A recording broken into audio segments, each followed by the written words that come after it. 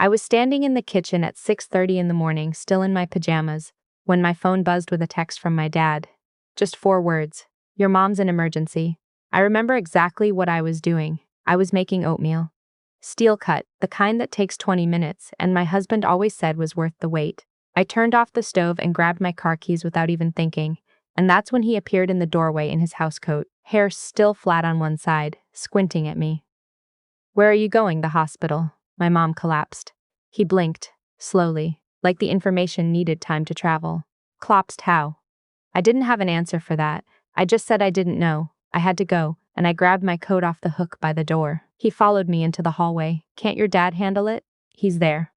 I stopped. I turned around. I looked at him the way you look at someone when you genuinely cannot tell if they're joking. My mom collapsed, I said again, slower. I know. I heard you. I'm just saying your dad is already there, so it's not like she's alone. I left without answering. I drove the 40 minutes to St. Michael's with my hands gripping the wheel and the radio off, trying not to think about the look on his face. Not worried, not apologetic, just vaguely inconvenienced. My mom had had a TIA. That's what they call a mini stroke now, apparently. Transient ischemic attack. Sounds almost manageable when you say it that way. But watching my dad hold her hand in that curtained bay, watching her try to smile at me with the left side of her face, slower than the right, nothing about it felt manageable. She was discharged after 2 days with a list of medications, a follow-up with a neurologist in 3 weeks, and instructions to rest and avoid stress. The doctor was very clear about the stress part. He said it like he was issuing a directive. My dad worked Monday to Friday. He drove a city bus, shifts that started at 5:15 in the morning. He couldn't take time off without losing pay they genuinely could not afford to lose, and my mom was not supposed to be alone. Not yet, not that first week. So I brought her home with me. I want to say my husband was understanding about it. I want to say that because I spent a long time telling myself exactly that, the way you repeat something until it starts to feel true. But the reality is that when I pulled into the driveway with my mom in the passenger seat, her overnight bag in the back, he was standing on the front step and the look on his face was not the face of someone being understanding. How long? He asked, not low. Not how is she, just how long? A week, maybe, I said, until my dad's off rotation. He nodded once, the kind of nod that means the opposite of agreement, and went back inside. My mom didn't say anything. She was very good at not saying anything. She'd had years of practice being a guest in spaces where she wasn't entirely welcome. We set her up in the spare room, the one we'd always called the guest room, though we almost never had guests. I bought a blood pressure monitor from the Shoppers Drug Mart on the corner, put her medications in a little divided container by the bathroom sink, and made sure there was always something easy to eat. Soup, mostly. The kind she liked, broth-based, nothing too heavy. I figured out pretty quickly that being there felt less like hosting and more like a quiet kind of nursing, the kind that runs on very little sleep and a lot of pretending everything is fine. She stayed 5 days, which I think most reasonable people would describe as not very long. 5 days during which she mostly rested in the spare room, came downstairs for meals, watched the shows she liked on the small television I moved from the basement, and spoke to my dad on the phone twice a day like clockwork. She was not loud. She was not demanding. She did not rearrange my kitchen or comment on my housekeeping or insert herself into any part of our life that wasn't already offered to her. She was, if anything, almost apologetically present, always saying she didn't want to be a bother, always asking if she could help with something, even though helping with something was specifically what the doctor had told her not to do. My husband ate dinner in the living room with his laptop for 4 of those 5 nights. The first night I thought it was a coincidence. He'd had a long day. There was a deadline. These things happen. By the 3rd night, I knew what it was. It was a performance. It was the specific, articulate silence of someone who has decided to make their unhappiness known, without technically saying anything they can be held accountable for later. On the 4th night, my mom came and found me in the kitchen after dinner. While I was washing up, she put a hand on my arm. I should go home, she said. Mom, the doctor said. I know what the doctor said. I can rest at home. Dad isn't there during the day. I'll be fine. She looked at me with that expression she'd worn my whole life, the one that meant she had already made up her mind and was only going through the motions of being persuaded. I don't want to cause problems. You're not causing problems. She looked past me, toward the living room, where the sound of my husband's keyboard was perfectly audible. She didn't say anything. She didn't have to. She went home the next morning. I drove her and stayed for a few hours until my dad got back, then drove home in the kind of silence that has a shape. I felt it sitting in the passenger seat the whole way. When I got home, my husband was in a noticeably better mood. He made dinner that night, pasta with the jarred sauce he knew. I didn't really like, but he always bought anyway, and he was cheerful about it in a way that was almost aggressive. Asking about my day, refilling my water glass, talking about a camping trip some friends were planning for the fall, something he'd apparently been thinking about for weeks and was mentioning to me for the first time right now, over the pasta I didn't ask for. On the evening, my mother went home from our house early because he made her feel like an imposition. I didn't say any of this out loud. I ate the pasta. I asked about the camping trip. I smiled at the appropriate moments. That was in October. His mother called in November to say she was coming for the holidays. Christmas, he said, not as a question. She's coming for Christmas, maybe a few days before, to help with the decorating. How many days before? I don't know. She said she'd let us know. And how long is she staying? He looked at me like I'd said something slightly unreasonable. It's Christmas, Theo. She hasn't spent Christmas with us since we moved. Theo is me. Short for Theodora, which I've always found too formal. My husband is the only person who calls me Theo consistently. My mom calls me Teddy. My friends call me various things depending on how long they've known me and in what context. My husband calls me Theo, which usually sounds like affection but sometimes sounds like a warning. Okay, I said. How long? Probably through New Year's. Maybe a few days after. I did the math in my head. Mid-December to the first week of January was on the conservative end, 3 weeks. More realistically, closer to 4. She can have the guest room, he said, already moving on, already past the part where I might have had something to say. I thought about my mother on the couch that November night, her hand on my arm. I don't want to cause problems. 5 days, and she'd left early, because the atmosphere in our house had made it clear she was one. I said, okay. I said I'd make up the guest room. She arrived on the 19th of December with 2 enormous suitcases and a tote bag from a grocery chain we didn't have in our city, full of things she'd brought from home. Cheese. Some kind of specialty meat. A bottle of wine she handed to my husband, with the particular ceremony of someone bestowing a gift on royalty. She hugged him for a long time in the front doorway, rocking slightly, the way you hold someone you've genuinely missed. She hugged me too, briefly, efficiently, the way you acknowledge someone's presence. She had very specific opinions about the house. Not critical, exactly. She was too practiced for that. But she had a way of noticing things that made you feel noticed in the wrong way. The angle of the Christmas tree lights. The placement of the wreath. The brand of coffee we kept in the kitchen, which she referenced twice before the first morning was over, both times framed as a gentle observation rather than a complaint. Oh, you use this one? I find it a bit bitter, personally, but I'm sure you're used to it. She said things like that constantly, little bracketing remarks that left you with nowhere to go. My husband found all of this charming. He laughed at her observations, he agreed with her assessments. He drove her to the grocery store, so she could pick up the coffee she preferred, and spent 45 minutes in the cereal aisle letting her tell him about a podcast she'd been listening to. For 3 days, I cooked every meal and cleaned up after every meal, and made sure the bathroom attached to the guest room was stocked with fresh towels and the specific brand of soap she mentioned liking, which I had looked up online and ordered to our door on 2 days' notice.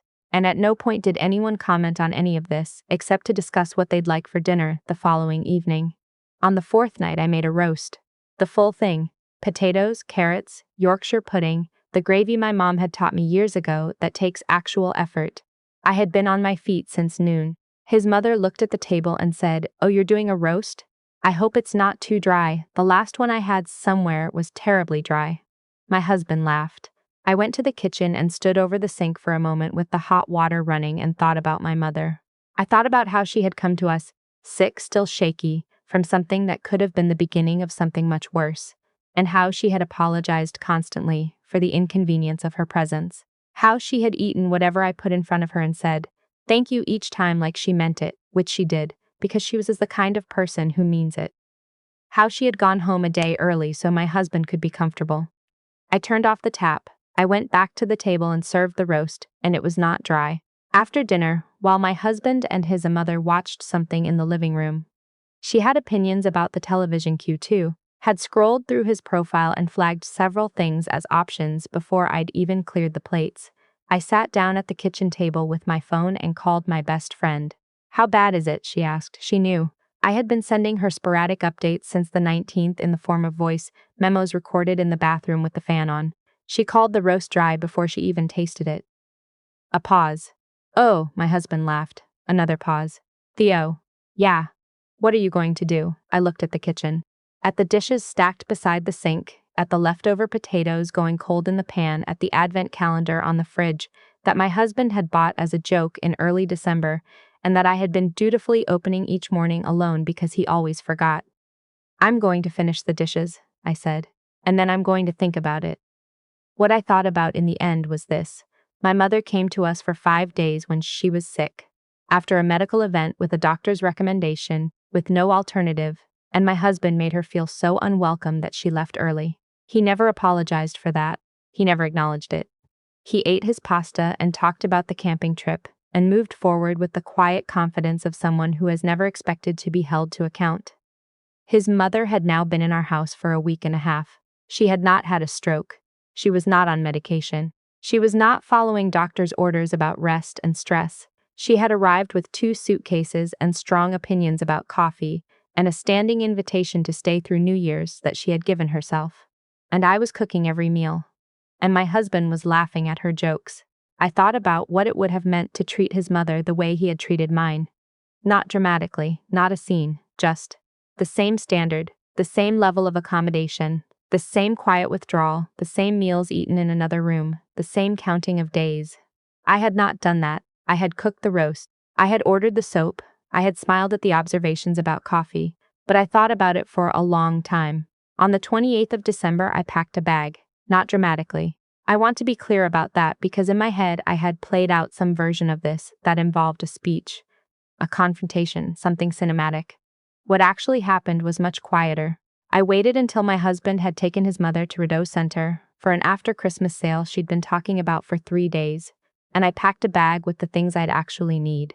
Clothes, my work laptop, my charger, the medications I take in the morning, my skincare because I've worked too hard on my skin to let a crisis ruin it, and I texted my best friend to ask if I could stay with her for a while.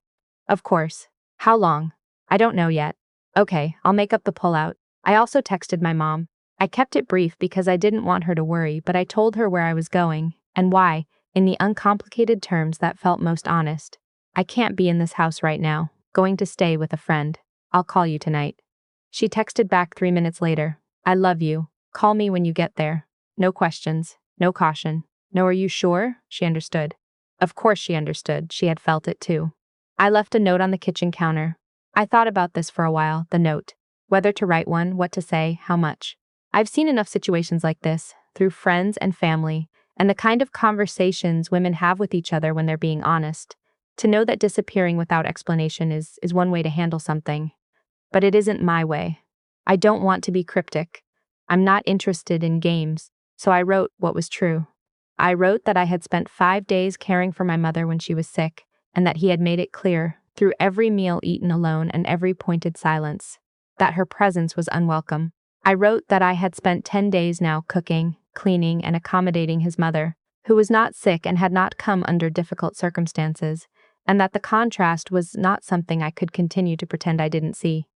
I wrote that I was not leaving to punish him. I was leaving because I needed to be somewhere that didn't require constant performance, and because I had realized, somewhere between the roast and the advent calendar, that I had been performing for a very long time. I signed it with my name, the full one, Theodora. Then I picked up my bag, locked the front door behind me, and drove to my best friend's apartment in the Glebe. She had tea on the stove when I got there. That's the thing about a real friend. They have tea on the stove.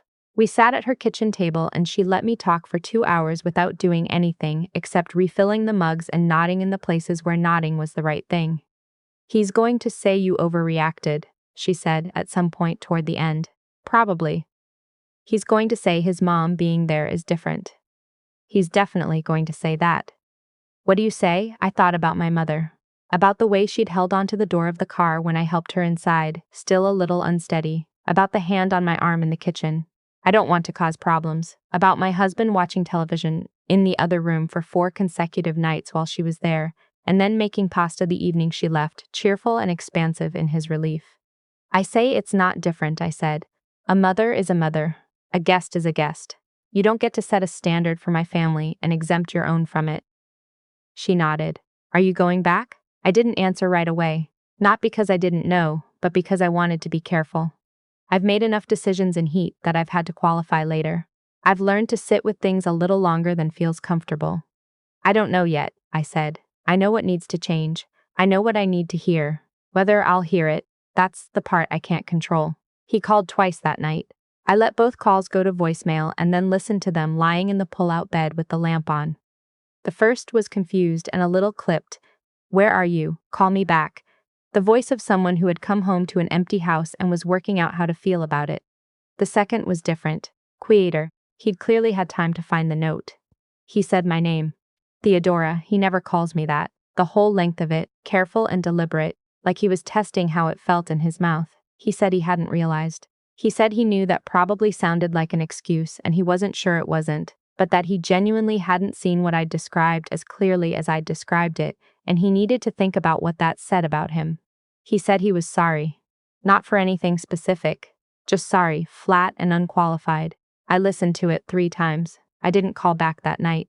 I slept 8 hours in my best friend's apartment in the Glebe, which was the most I'd slept in one stretch since the 19th of December, and in the morning I made coffee with the beans she keeps in her freezer, the good ones from that little roaster in Westboro, and I sat by her window watching the snow come down over the Rideau Canal and thought about what I wanted, not what I was willing to accept, not what seemed reasonable, or what could be negotiated, or what was technically enough, what I actually wanted. I wanted a marriage where my mother was a person, and not a disruption, where the standard that applied to his family applied equally to mine, where I didn't calculate, at the end of every family visit, how much grace I'd been required to extend, and how little had been offered in return. I wanted to stop feeling like a guest in my own house when the wrong people were in it. Whether I was going to get that?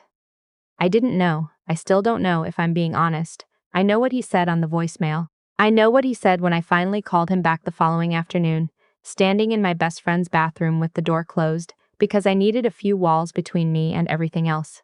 I know that the conversation was long and uncomfortable, and that he cried, which surprised me, though maybe it shouldn't have. I know that I said things I'd been holding on to for longer than the past month. What I know for certain is this. The note I left on the kitchen counter was the most honest thing I'd written in years. Not because I hadn't been honest before, but because honesty requires an audience that's ready to hear it, and I had spent a long time tailoring what I said to what I thought could be received. The version of me who used to do that had quietly packed a bag and moved over. This version sits with her tea and says what she means. My mother called me the morning of New Year's Eve, just to talk. She sounded like herself, steadier than she'd been in October, clearer. She'd been doing her exercises, she said, taking her medications. Her follow-up with the neurologist had gone well. And you? She asked. How are you, Teddy? I looked out the window. The canal was frozen solid. Somewhere down on it, people were skating in the blue winter light. I think I'm okay, I said. I think I'm starting to figure out what okay looks like. She made a small sound, the one she makes when she's satisfied. Good, she said. That's the only thing that matters.